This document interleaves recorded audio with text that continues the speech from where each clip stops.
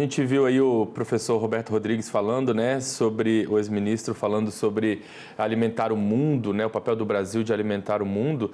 E de fato o Brasil é um grande produtor de alimentos, bate recordes anuais na colheita de grãos e é o maior exportador mundial de diversos produtos, como por exemplo carnes, açúcar, café.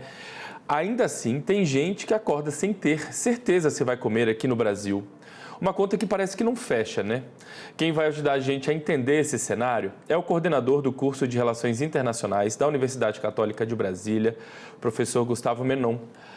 Professor, seja bem-vindo com a gente. Um bom dia, primeiramente, tudo bem? Tudo bom, Felipe? Bom dia a todos os nossos telespectadores do AgroMais. Sempre um prazer e uma grande honra falar com vocês. Professor, a fome ainda é realidade para muitos brasileiros. A gente, inclusive, voltou, né, para o mapa da fome da ONU. A gente chegou a sair, se eu não me engano, ali em 2014, enfim. Quais fatores ajudam a gente a entender esse cenário, essa conta que parece que não fecha? A gente produz tanto, tem tanta oferta de alimentos e ainda assim tem tanta gente passando fome por aqui. Exatamente, Felipe, uma triste realidade onde todos nós brasileiros precisamos enfrentar a questão da soberania alimentar e como conter, como estancar diferentes níveis de insegurança alimentar. A título de referência, de acordo com a FAO, nós estamos falando do triênio de 2021 a 2023 de cerca de 8,4 milhões de brasileiros que passaram fome. Isso representa cerca de 4% da população nacional. De fato, esses indicadores nos colocaram, nos reinseriu no chamado Mapa da Fome das Nações Unidas. Uma série de iniciativas, uma série de políticas públicas vêm sendo orquestradas para sairmos dessa triste realidade até o ano de 2026, mas sabemos, Felipe, que quem tem fome tem pressa. São diversos os fatores que acabaram agudizando esse problema frente à realidade brasileira, no sentido de deteriorar certos números nos últimos anos, onde o ápice dessa crise foi registrado em meados do ano de 2022, com cerca de 33 milhões de brasileiros que passaram por algum nível de insegurança alimentar grave, isto é, passaram fome. Veja que há uma série de políticas públicas, programas sociais, iniciativas que vêm sendo orquestradas do ponto de vista interministerial, intersetorial, quando nós tocamos nesse grave problema que afeta milhões de brasileiros. Além da retomada de certas políticas públicas, com o avançar do próprio programa Bolsa Família, programa de aquisição de alimentos, o Programa Nacional de Alimentação Escolar, o PNAE, veja que há também diferentes fatores que tentam, então, de certa forma, conter a elevação dos preços no setor de alimentos e sabendo dessa contradição, desse paradoxo que estamos presenciando nessa atual conjuntura da primeira metade do século XXI. Como que, de um lado, o Brasil trata-se de um grande produtor, de um grande exportador de alimentos na sua inserção internacional, e, por outro lado, do ponto de vista doméstico, precisa tristemente conviver dia após dia com essa situação de fome. Veja que o principal fator, Felipe, quando nós abordamos a questão da fome no Brasil, veja que esses debates nos remetem à obra de grandes intérpretes do Brasil. Josué de Castro, por exemplo, chamou a atenção do problema da fome como um problema político e não como um problema de produção. Isto quer dizer que, do ponto de vista da produção na atual conjuntura, o problema não está em termos dessa produção que vem sendo direcionada ao setor, à economia doméstica, mas sim é um problema de desigualdade, um problema que nós geralmente alocamos à massa salarial dos brasileiros, como que os salários não acompanham o crescimento da inflação em termos exatamente desse descompasso, como que há uma forte pressão inflacionária em termos da composição na produção desses alimentos, isso em escala internacional, a despeito da meta da inflação estar controlada, estar em indicadores macroeconômicos planejados pelo governo, veja que o setor de alimentos trata-se de um setor sensível e que reverbera lá na ponta.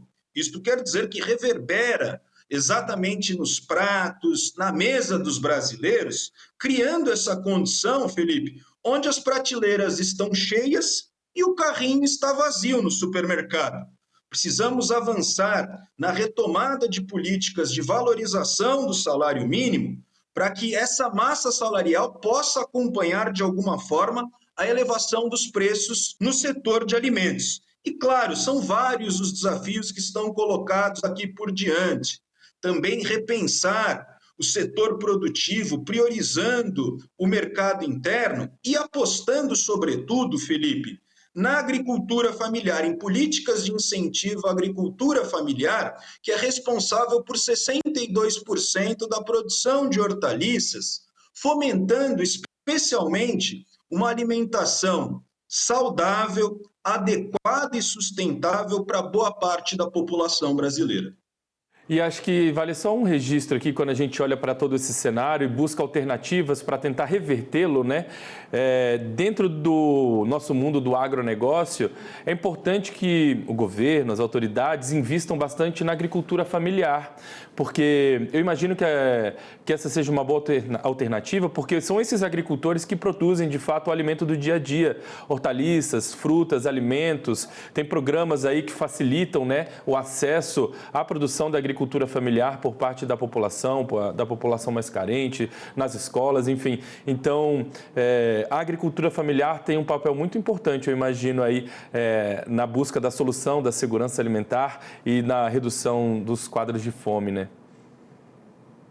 Exatamente, Felipe. Quando a gente olha para a agricultura familiar, como eu disse, é responsável esse setor por cerca de 62% da produção de frutas, hortaliças, alimentos que são alimentos saudáveis e que promovem a diversidade nutricional. Quando nós falamos de segurança alimentar, veja que as próprias agendas da FAO, a promoção dos 17 Objetivos do Desenvolvimento Sustentável na Agenda 2020 e 2030, versa exatamente sobre essa produção de alimentos amparada em uma política que visa fome zero, mas na produção de alimentos saudáveis, adequados e sustentáveis, uma produção que possa ser compatível com os recursos que estão sendo oferecidos em diferentes partes do planeta.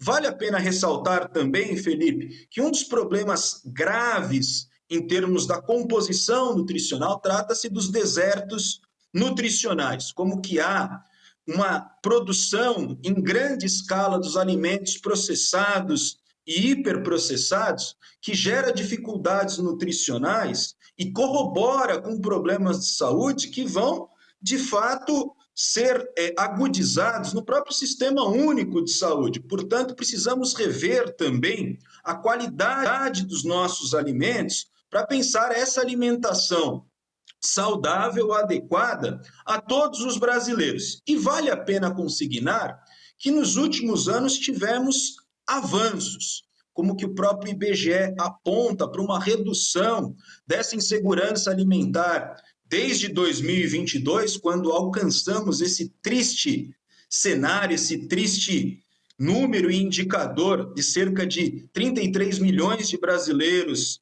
que passaram fome, mas nos últimos anos um número que vem sendo reduzido, que vem se deteriorando, exatamente para patamares de cerca de 8 milhões de brasileiros. Estamos falando aqui de muita gente que vive em diferentes níveis de insegurança alimentar, onde nós precisamos mobilizar esforços, não só por parte de atores estatais, mas atores também não estatais, da sociedade civil, convergindo para essas políticas que são políticas prioritárias para o Brasil e para, digamos, não só a projeção do setor agrícola brasileiro, mas como que, em grande medida, Felipe, nós estamos caracterizando aqui um dos temas mais sensíveis dessa primeira metade do século XXI. Não é possível que um grande produtor de alimentos, um grande produtor e exportador de grãos, conviva de forma muito triste com esse ambiente de fome, com esse ambiente de insegurança alimentar. Professor, quero agradecer a sua participação mais uma vez com a gente, um assunto importante que, se pudesse, a gente renderia um bloco inteiro aqui conversando, mas nosso tempo é curto, então a gente precisa chamar aqui um rápido intervalo, mas quero agradecer mais uma vez a sua participação com a gente, viu? Desejar um ótimo fim de semana, a gente volta a conversar na semana que vem. Muito obrigado, Felipe, sempre um prazer falar com os nossos telespectadores. Estou sempre à disposição, ainda mais em um tema tão sensível, tão agudo, que precisamos combater de forma urgente, como que os salários precisam acompanhar a escalada da inflação e, sobretudo, monitorar os próximos passos e as políticas públicas direcionadas ao combate à fome. Muito obrigado.